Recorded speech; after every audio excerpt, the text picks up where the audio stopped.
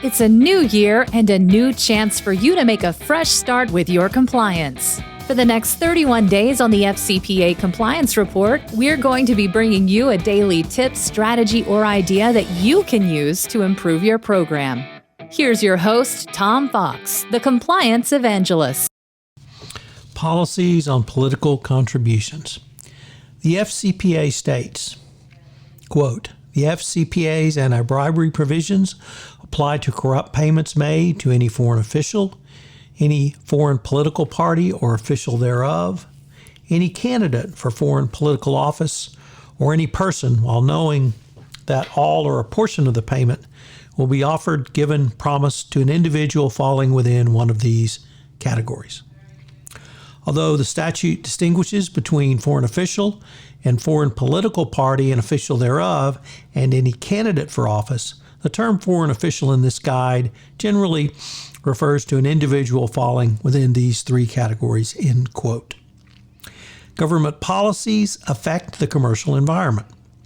A company is subject to legislation and regulation that affects how it conducts its business and generates values for its investors.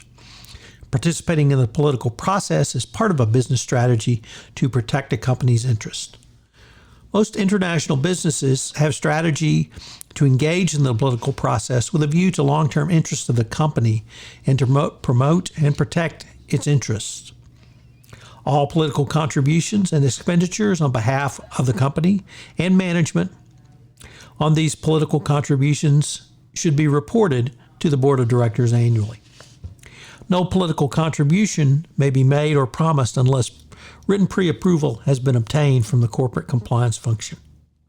Among the factors that influence which candidates merit political donations are key support for company policies and public policy initiatives, the candidate's voting record and leadership options, a candidate's commitment to the company's industry's growth, and the ability to positively impact its goals. Company assets or employees in a region or state represented by the candidate.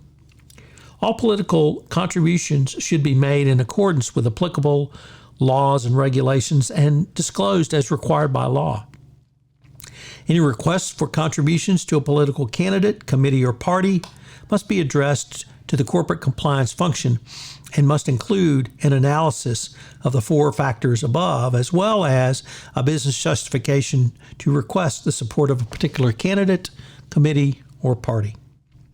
Additionally, no company funds or other assets should be used for political contributions outside the U.S. unless expressly approved in writing by corporate governance affairs function. A company employee seeking approval for political contributions outside the U.S. must present your corporate governance affairs in writing with all relevant information to allow for a thorough and careful analysis.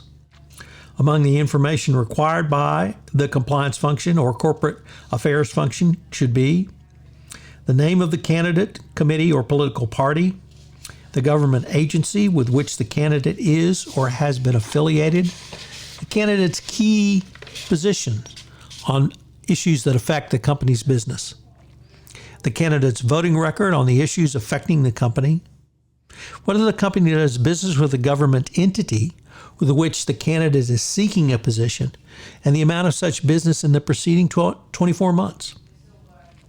Any pending or recently awarded contracts with the government entity with which the candidate is affiliated or is seeking a position. Any pending or recently awarded contracts overseen or managed by the committee, party, or political entity for which the political contribution is sought. And finally, the business justification for making the political contribution. Your company policy should prohibit politically exposed persons from exerting pressure or undue influence over your employees, agents, consultants, or representatives to make personal contributions. Your policy should prohibit the use of the company's resources or assets, including work time, to support candidates or campaigns personally. In the course of employment, Politically exposed persons should be prohibited from engaging in any activity on a company's behalf that is intended to influence legislation, rulemaking, or government policy, or engage lobbyists or others to do so without pre-authorization of the corporate compliance function.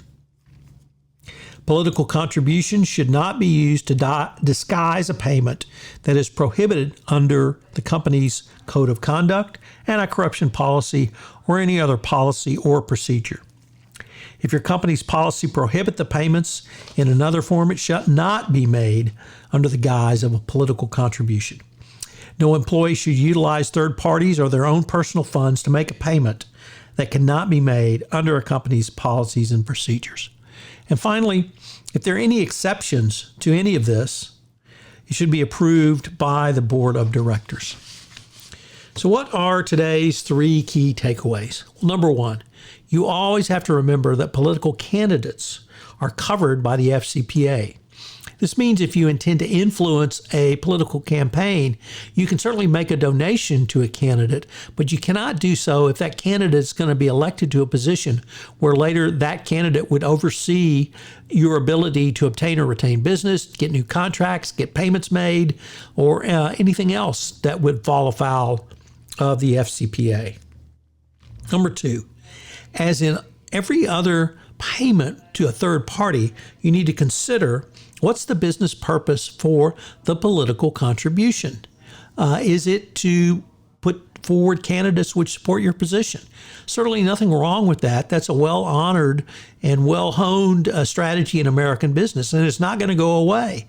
Political money is the oil of politics. It's the oil of politics everywhere, and political donations are always going to occur.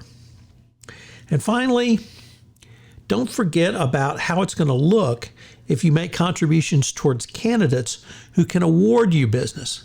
Not create a more favorable area or district or environment to do business, but someone who can award you business.